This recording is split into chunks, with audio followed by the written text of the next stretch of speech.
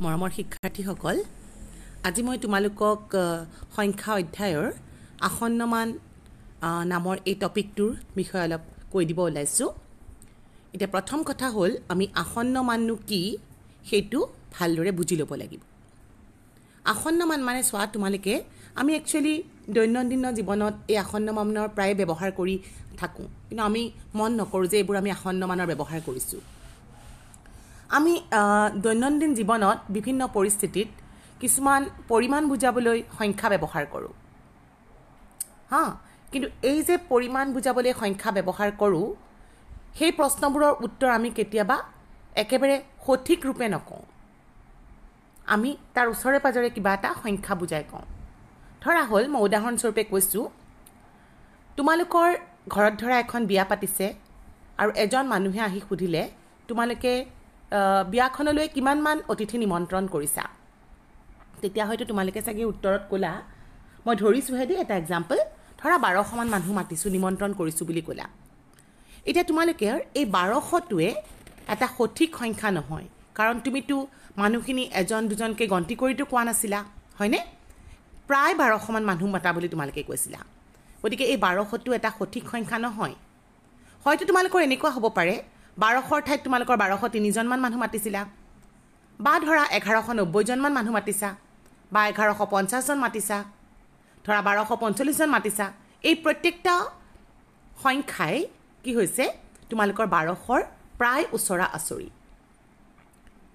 সেই যে তোমালোকে যে এই যে মানবোৰ আছিলে, সঠিক মানবোৰ আছিলে,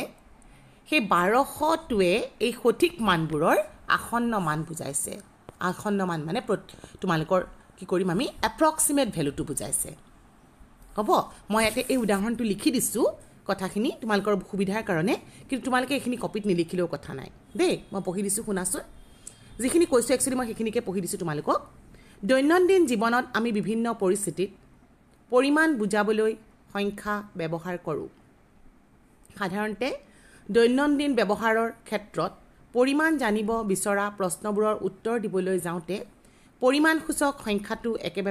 একেবাৰে সঠিক ৰূপত নক'লেও হয়। এইমাত্ৰ তোমালোকক কোৱাৰ ধৰণে কি হৈছে, আমি বিভিন্ন ক্ষেত্ৰত পৰিমাণ বুজাবলৈ আমি সংখ্যা ব্যৱহাৰ কৰোঁ, কিন্তু এই সংখ্যাবোৰ আমি কেতিয়াবা একেবাৰে সঠিক ৰূপত নক'লেও চলে। যেনে তোমালোকক মই উদাহৰণটো দিছোঁ, যেনে যদি এজন মানুহক সোধা হয় যে তেওঁ বিয়ালৈ কিমান মানুহ নিমন্ত্ৰণ কৰিছে, যদি তেওঁ উত্তৰত কয় প্ৰায় 1200 মানুহ নিমন্ত্ৰণ কৰিছে, ইয়াত 1200টো এটা সঠিক সংখ্যা নহয়। মই তোমালোকক অকণমান আগতে কোৱাৰ দৰে সঠিক সংখ্যাটো হয়তো ইয়াতো মই এপ্ৰক্সিমেট ধৰিছোঁ, 1150, 1179, 1190, 1203, 1245 ইত্যাদি ধৰণৰ হ'ব পাৰে। মই তোমালোকক তাতে কওঁতে সংখ্যাবোৰ হয়তো বেলেগ কৰিছিলোঁ, লিখোঁতে অলপ বেলেগ হৈছে, কিন্তু তোমালোকে গম পাবা যে 1200ৰ প্ৰায় ওচৰৰ পাজৰৰ সংখ্যা হ'ব পাৰে। তোমালোকে যে কৈছা এই 1200 সংখ্যাটো, এই 1200 সংখ্যাটোক সঠিক সংখ্যাৰ আসন্ন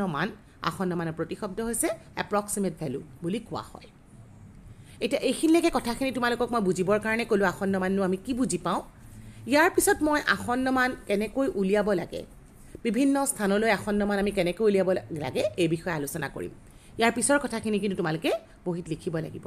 আৰু তোমালোকে খুব ভালদৰে নিয়মটো বুজিবলৈ চেষ্টা কৰা, তাৰপিছত তোমালোকে সহজতে অংকবোৰ কৰিব পাৰিবা। এতিয়া নিয়মটোৰ ক্ষেত্ৰত প্ৰথমতে মই লৈছোঁ দশকলৈ আসন্ন মান। দশকলৈ আসন্ন মানৰ প্ৰতিশব্দ হ'ল estimating or rounding off to the nearest tens. দশকলৈ আমি আসন্ন মান উলিয়াম। এতিয়া প্ৰথম নিয়মটোৰ প্ৰথম কথাটো হ'ল আমাৰ নিয়মৰ 1 নম্বৰটো কৈছোঁ, প্ৰথমতে এককৰ ঘৰৰ অংকটো চাব লাগিব। তোমালোকে যেতিয়া দশকলৈ আসন্ন মান উলিয়াব যোৱা, তেতিয়া তুমি এককৰ ঘৰৰ অংকটো চাবা। হ'ব, এককৰ ঘৰৰ অংকটো এতিয়া কি হয় তাৰ ওপৰত আমি ভিত্তি কৰি আমি আসন্ন মানটো লিখিম।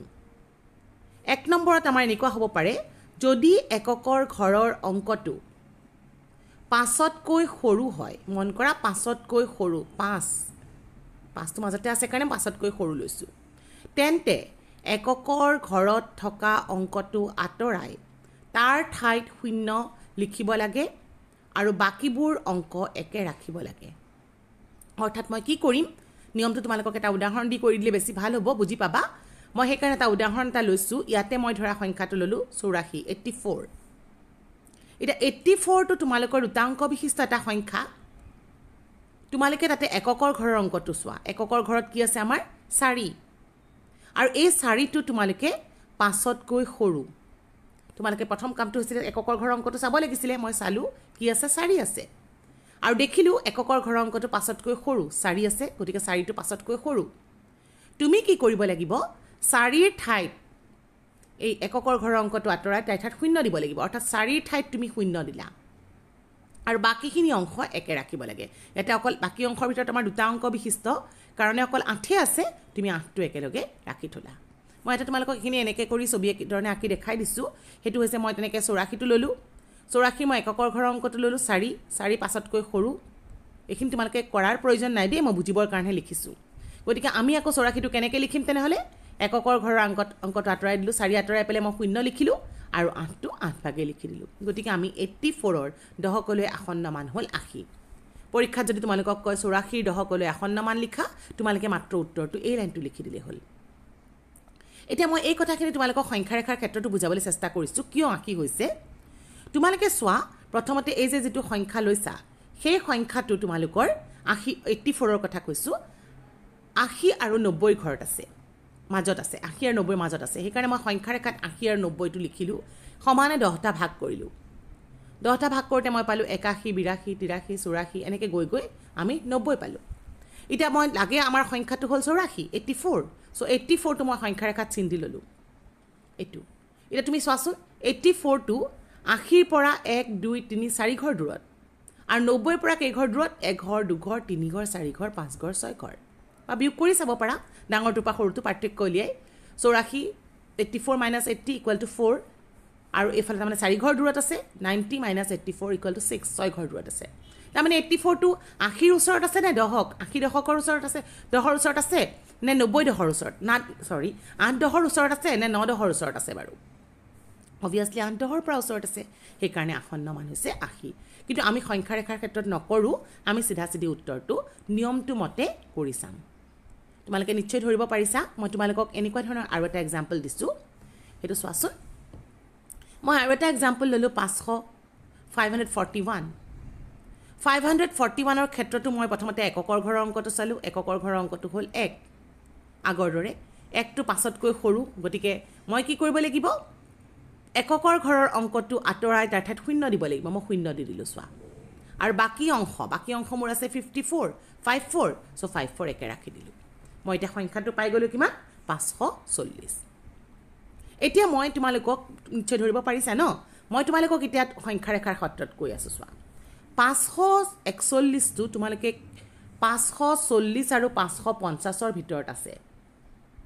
বা 40 টোৰ কথা চোৱা 41 টো 40 আৰু 50 ৰ ভিতৰত আছে গতিকে 540 আৰু 550 ৰ ভিতৰত আছে বুলি কলো দহকটো চাই লৈছো গতিকে মই সমানে 10 ভাগ কৰিলো কৰি দেখিলো 541 542 543 এনেকে গৈ গৈ 550 পালো 541 টো মোৰ দিয়া সংখ্যা মই সংখ্যা ৰেখাত বহুৱাই চালো দেখিলো যে ই 540 সৰ ওচৰত 550তকৈ ইয়াতে এঘৰ দূৰ ইয়াতে হৈছে তোমালোকৰ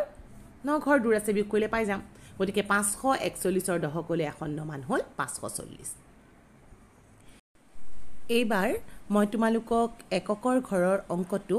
5 বা 5তকৈ ডাঙৰ হলে কি হয় হেতু কথা ক'ব গৈছো দেই কাৰণ আগতে আমি পাইছিলো 5তকৈ কম হলে কি হয় এইবাৰ আমি চামছোৱা যদি এককৰ ঘৰৰ অংকটো 5 বা 5তকৈ ডাঙৰ হয় তেতিয়া আমি কি কৰিব লাগিব আমি আগৰটোৰ দৰে এককত আমি 0 লিখিব লাগিব কিন্তু বাকি অংশৰ লগত আমি আগত যেনেকে জেনে আছে তেনেভাৱেই থৈ দিও এবাৰ কিন্তু হেতু নহয় এবাৰ কি হ'ব আগৰ স্থানটোৰ লগত বা দহকৰ স্থানৰ লগত আমি 1 যোগ কৰিব লাগিব এটা লিখিছো চোৱা তেনে দহকৰ স্থানৰ অংকটোৰ লগত 1 যোগ কৰিব লাগিব আৰু এককৰ স্থানত 0 লিখিব লাগিব আৰু এনেকৈ যেতি আমি সংখ্যা পাম হেতুই হৈছে দহকলৈ আসন্ন মান মই এটা উদাহৰণ তোমালোকক এটা লিখি দেখাইছো চাই লোৱা ইয়াতে মই লৈছো 98 প্ৰথমতে মই 98 ৰ আসন্ন মান কি হ'ব চাও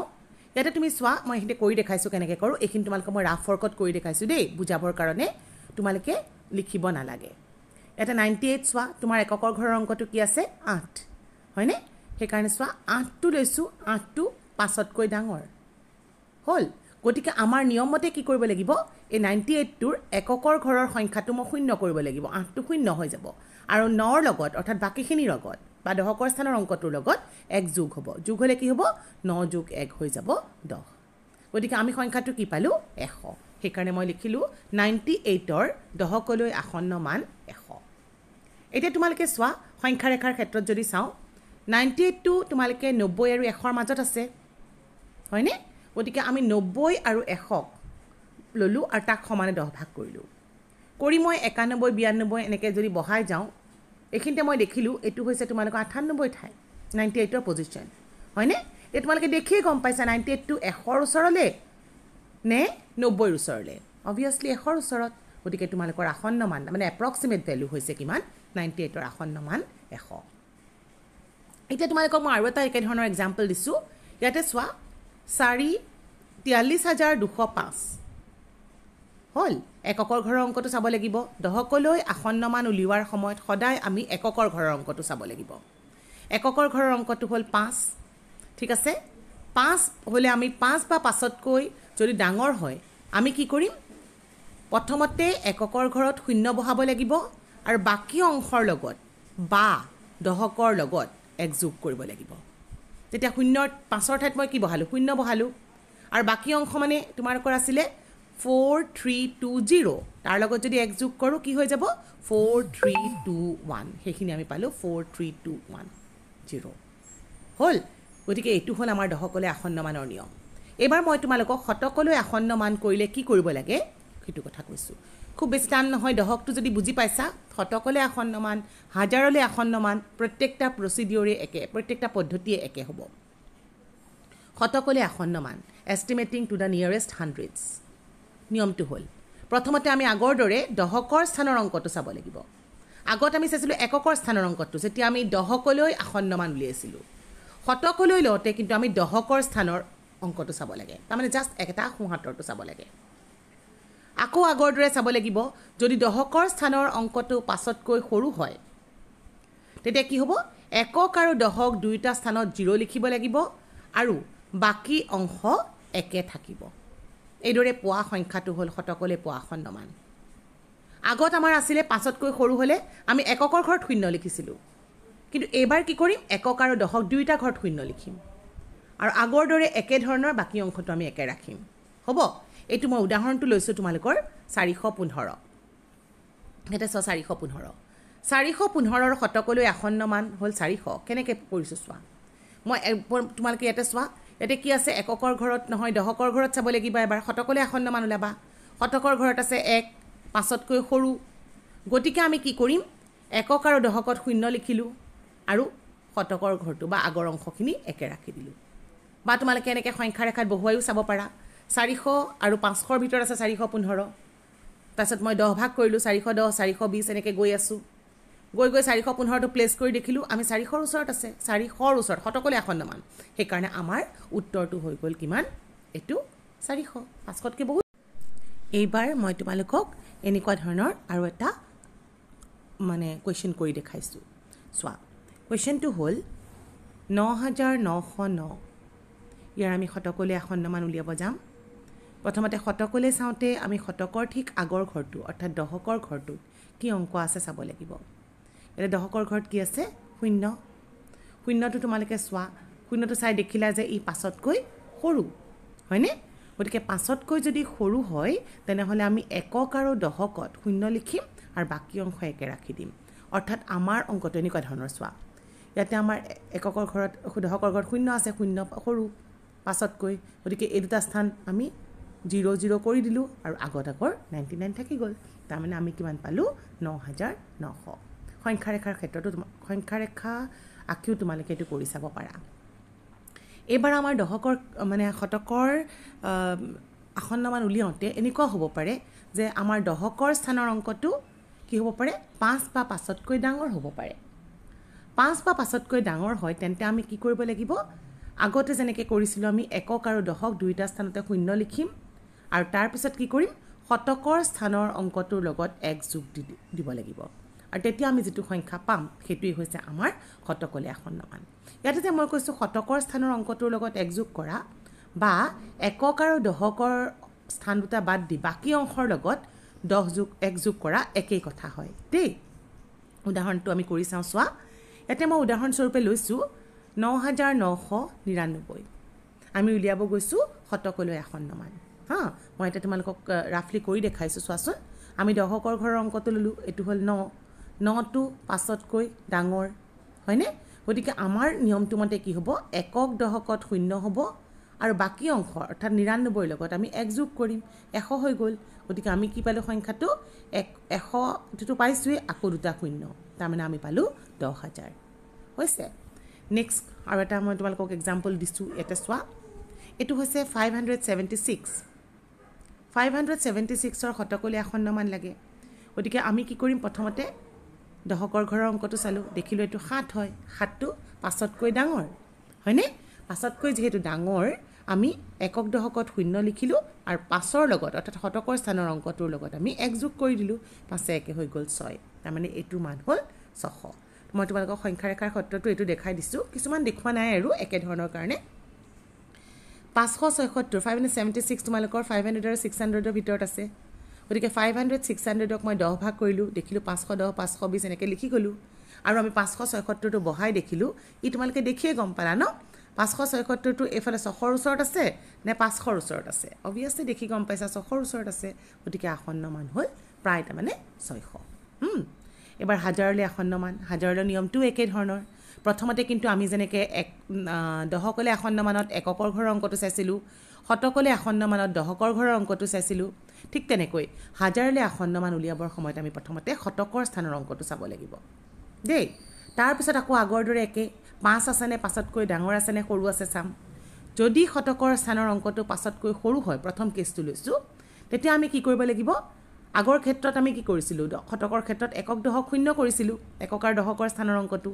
এবাৰ কি কৰিম হাজাৰৰ আগত খুৱাতে যিকিটা স্থান আছে অৰ্থাৎ একক দশক শতক গোটেই কেইটা স্থানতে আমি 0 বহাম ইয়াত চোৱা একক দশক আৰু শতক